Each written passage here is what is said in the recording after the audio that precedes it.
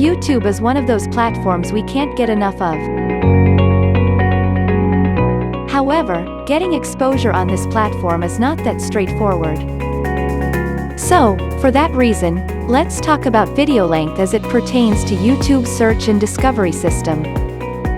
YouTube's algorithm helps people find what they really want to watch. This means the platform will show videos that viewers are interested in watching and might find the video satisfying. Satisfaction doesn't come in seconds, it takes minutes. The point is to offer quality content that keeps the viewer indulged. It is highly recommended that you don't pad the video just for the sake of making it longer. It'll only hurt the video's performance. The bottom line is the length of your video should be long and satisfactory enough so that the viewers simply don't click away from it. And that's why YouTube is now using satisfaction surveys. Maybe you've seen them.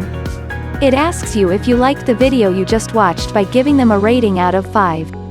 So, how long should your video be? Well, if you can make a 20-minute video that you think could be engaging, make it, and upload it. Don't even think about it twice. So, if you liked watching this video, don't forget to like and subscribe to our channel, because a lot of content is on the way, and we don't want you to miss out on that.